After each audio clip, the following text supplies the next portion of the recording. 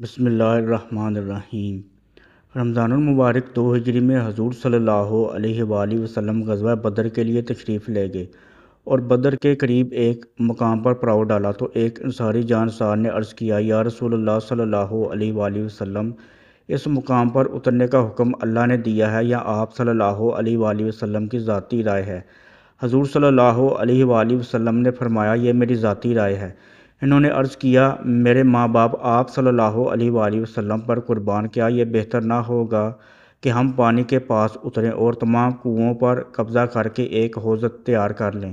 اس طرح ہمارے لشکر کو پانی بآسانی ملتا رہے گا اور دشمن پانی کی کمی کی وجہ سے پریشان ہو جائے گا۔ حضور صلی اللہ علیہ وآلہ وسلم نے دوسرے صحابہ کرام رضی اللہ عنہم سے مخاطب ہو کر فرمایا، یہ صحیح کہتے ہیں، یہ طریقہ کار بہتر ہے۔ چنانچہ آپ صلی اللہ علیہ وآلہ وسلم اپنے جانثاروں کے ساتھ چائے بدر پر رونق افروز ہوئے۔ یہ صاحب رسول جن کی ثابت رائے کا امام الانبیاء نبی رحمت صلی اللہ علیہ وآلہ وسلم نے اعتراف فرمایا، حضرت حباب بن منظر انصاری رضی اللہ تعالیٰ عنہ تھے۔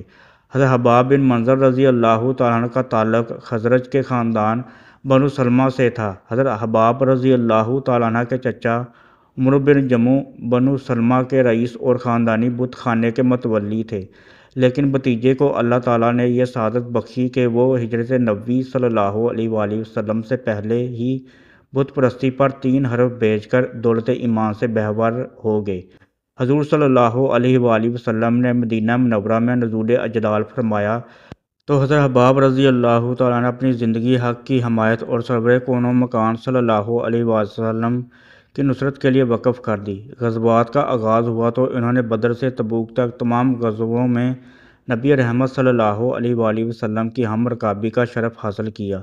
بڑے ذہین و فہیم اور صاحب الرائے تھے۔ غزوہ احد کے موقع پر قریش مکہ کی آمد کی خبر مشہور ہوئی تو حضور صلی اللہ علیہ وآلہ وسلم نے اپنے 2 جانثاروں کو تجسس کے لیے بھیجا۔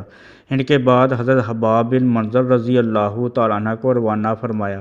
ابن اسیر رحمۃ اللہ علیہ کا بیان ہے کہ حضرت حباب رضی اللہ تعالیٰ عنہ نے اپنا فرض نہایت خوبی سے انجام دیا اور دشمن کی تعداد، اسلحہ وغیرہ کے بارے میں کارآمد معلومات حاصل کر کے بارگاہ رسالت میں پہنچائیں۔ بعض روایتوں میں ہے کہ حضرت اس غزوے میں تمام خزرج اور یا اس کے ایک حصے کا علم حضرت حباب رضی اللہ تعالیٰ عنہ کے پاس تھا۔ اسی طرح غزوہ خیبر اور غزوہ حنین میں بھی وہ خزرج کے علمدار تھے۔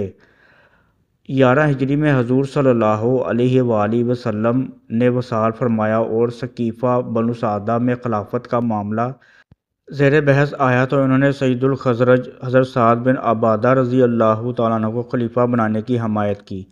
اس سلسلے میں انہوں نے 2 پرزور خطبے دیے جن میں بڑی فصاحت و بلاغت کے ساتھ انصار کے فضائل بیان کیے اور خلافت کے لیے ان کا استحقاق ثابت کرنے کی کوشش کی۔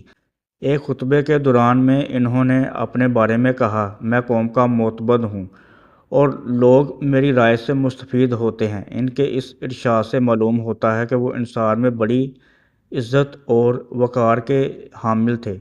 ان کے پرزور خطبوں کے باوجود جب مہاجرین نے ان کی بات قبول نہ کی تو انہوں نے یہ تجویز پیش کی کہ 2 امیر ہوں، ایک مہاجر اور ایک انصاری۔ حضرت عمر فاروق رضی اللہ تعالیٰ عنہ نے یہ فرما کر اس تجویز کو بھی یکسر رد کر دیا کہ یہ ناممکن ہے۔ حضرت حباب رضی اللہ تعالیٰ عنہ نے اس موقع پر جو کچھ بھی کہا وہ نیک نیتی پر مبنی تھا اور اس میں کسی ذاتی غرض کا داخل نہیں تھا۔